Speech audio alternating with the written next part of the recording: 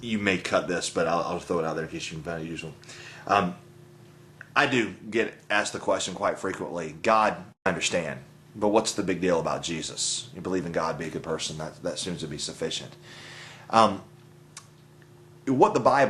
What Jesus taught in the Bible is that no man or woman could properly conceive of God.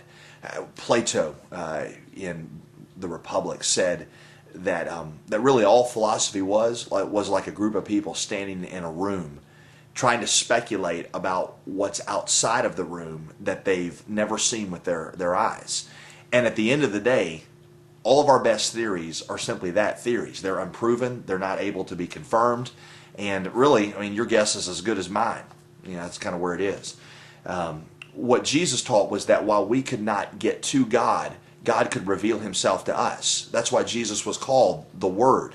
He was God's Word to us because he would show us what was outside of the room, to use Plato's image. He would show us what was out there in a way that we couldn't understand. Now, if that's the case, I mean, you don't have to believe Jesus. You can think that he's a phony, or you can think he's a fraud.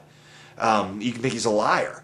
But you really, are in a place where you can't disagree with him. You can just choose not to believe him. The question of faith is not, does Jesus have a superior theory about the afterlife? The question of faith is Jesus trustworthy? Because if Jesus is who he says he is, then I can trust what he says about the things that I can't see. If he's not who he says he is, then his theories are no better than anybody else's. That is the question you keep coming back to when people deal with the question of what do you believe about God and about the afterlife. Who was Jesus? Is he who he says he is? Because if he's God, and if he's God born onto the earth, then he has the way of knowledge. In the same way, the central part of his message was that all of mankind's religion had one thing in common, and that is they were trying to be good enough to get to God.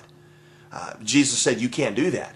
God has to come to you, and God has to save you. You cannot rescue yourself. I have to rescue you. So in every way, what Jesus taught was, you can't know God apart from me. You can't save yourself. I have to save you. I am God become man to do both in your knowledge and in your salvation what you can't do.